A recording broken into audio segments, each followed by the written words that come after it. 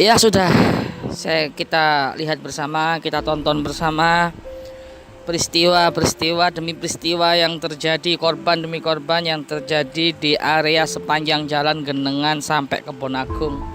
Ternyata di situ ada kain kafan gaib yang sudah persiapkan oleh makhluk astral dari Abdul Jumud, yaitu kuntilanak dan bala tentaranya wa ashabihi. Terus apa kita sebagai manusia, yaitu tawakal kepada Allah.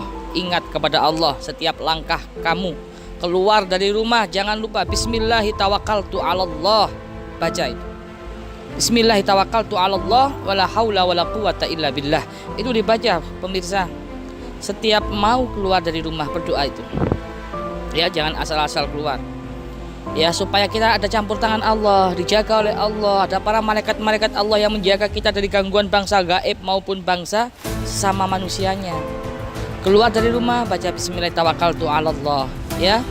Terus jangan sampai keluar rumah selagi kamu ada masalah dengan keluarga kamu ada masalah dengan istrimu, kamu ada masalah dengan anakmu.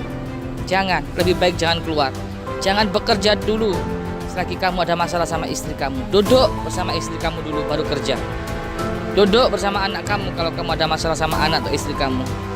Yang romantis sama keluarga kamu kalau ingin rezeki kamu lancar, selamat dunia akhirat, di jalan diselamatkan oleh Allah. Jangan keluar. Pesan saya satu, jangan keluar rumah kalau kamu masih ada masalah dengan keluargamu, terutama anak dan istrimu. Kalau ada masalah duduk, sayang, mama, mohon maaf papa, mama, tolong dimaafin. Yang romantis gitu loh. Kalau mau keluar rumah, cium pipi kanan istri kamu, cium pipi kiri istri kamu. Pahalanya luar biasa pemirsa. Mencium pipi istri itu pahalanya lebih besar, seperti mencium Hajar Aswad yang mesra. Mama doakan papa supaya papa selamat di jalan ya ma. Cium pipinya, gitu. Terus dapat Hajar Aswad kamu dengan mencium pipi istri kamu, sama dengan mencium Hajar Aswad. Itu. Kalau ada masalah sama anakmu, selesaikan masalah sama anakmu. Ada sebuah kisah pemirsa yang sangat menyayat hati. Suatu ketika ada seorang keluarga, ada sebuah keluarga kecil. Keluarga itu kaya raya sih sebenarnya, kaya raya, seorang pengusaha. Waktu itu papanya repot di depan komputer, ngetik depan komputer. Ibunya juga repot main gadget. Anaknya masih kecil, usia 8 tahun. Anak segitu itu dijaga malaikat ya pemirsa. Anaknya itu sambil membawa buku cerita, mendekat ke papanya. Papa, tolong bacain cerita adik dong pak, gitu. Apa jawab papa itu? Ke mama aja nak, papa masih repot ini garap tugas kantor nak, gitu. Anak itu masih dekat sama papanya. Tolong dong pak, please pak, bacain buku cerita adik pak. Apa? Dibentak pemirsa oleh bapaknya. Kamu tuli apa? Nggak denger apa? Sunuh sama mama itu loh, papa lagi repot. Anak kecil lari takut, mendekat kepada mamanya. Mama, tolong dong ma, bacain buku cerita adik ma. Apa kata mamanya? Sepapa aja adek, mama masih repot. Padahal mamanya main gadget, main handphone. Akan dibentak oleh mamanya. Kamu nggak dengar apa nak? Mama masih repot kok, gitu. Adik yang kecil ini anaknya pemirsa, entah siapa yang menggerakkan, entah malaikat atau siapa, wallahu a'lam. Lari, anak kecil ini lari masuk kamar, dikunci pintunya di kamar, tidur sampai pagi. Entah siapa yang menggerakkan. Paginya papanya masih tidur belum bangun, ibunya masih tidur belum bangun. Anak ini kan sekolah ada supirnya, diantar oleh supirnya. Ketika diantar, tiba-tiba anak ini kecelakaan pemirsa di jalan. Anak ini kecelakaan langsung meninggal di tempat. Dapat kabar ayah dan ibunya itu datang ke pemakamannya. Di depan batu nisannya sang anak sambil membacakan buku cerita, meneteskan air mata. Nak, maafkan papa. Nak, maafkan mama. Semalam gak sempat membacakan buku cerita kamu nak. Sekarang papa membacakan buku cerita kamu di atas batu nisan kamu nak. Bayangkan pemirsa, andaikan kita posisi jadi bapak atau ibunya anak tersebut, gimana sakitnya hati kita, menyesalnya gimana. Subhanallah, penyesalan selalu ada di belakang pemirsa. Bayangkan anak yang masih kecil, masih lucu-lucunya, kita hiraukan malamnya. Padahal hanya pengen dibacakan buku cerita. paginya sudah tewas, paginya sudah meninggal. Ayo, maka dari itu apa yang bisa kita petik dari pelajaran ini? Ambil baiknya, buang yang buruknya. Satu pelajaran yang penting bisa kita ambil.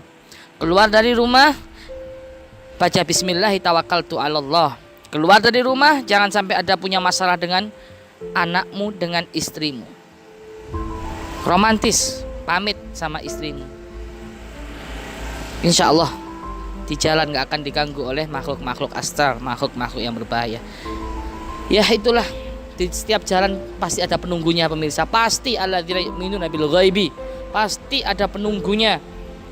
Dan penunggu itu bisa masuk ke dalam penglihatan kita.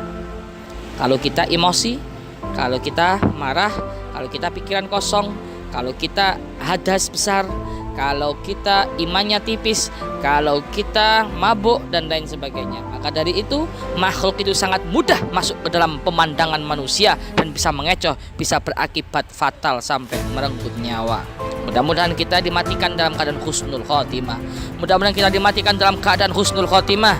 Mudah-mudahan kita dimatikan dalam keadaan husnul khotimah, mati dalam keadaan mulia dan di tempat yang mulia. Insya Allah kita berdoa.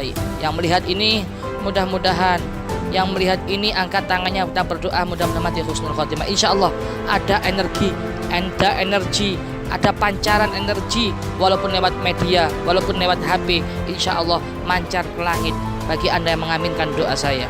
Ya Allah biha, ya Allah biha, ya Allah bihusnil khotimah. Ya Allah jadikanlah mati kami mati husnul khotimah. Amin. Ya Allah biha, ya Allah biha, ya Allah bihusnil khatimah. Ya Allah biha, ya Allah biha, ya Allah bihusnil khatimah. Amin. Mudah-mudahan kita mati dalam keadaan husnul khatimah, mati di tempat yang mulia, mati di masjid, mati dalam keadaan majelis taklim, majelis ilmu, mati dalam keadaan sujud, mati dalam keadaan sholat, mati dalam keadaan membaca Al-Quran. Amin ya rabbal alamin. Mungkin itu saja yang dapat saya sampaikan. Semoga lewat video ini, kisah ini, khususnya warga Pakai Saji dan sekitarnya bisa mengambil ibrah, bisa mengambil pelajaran, bisa mengambil hikmah. Dan kalau ini video ini bermanfaat, jangan lupa bantu like, share, dan komen, juga subscribe. Karena hasil dari video tersebut buat pembangunan pondok pesantren Tahfidzul Quran Thoriqul Jannah. Itu saja yang dapat saya sampaikan. Apabila ada kurang lebihnya mohon maaf. Wal afu minkum. Wassalamualaikum warahmatullahi wabarakatuh.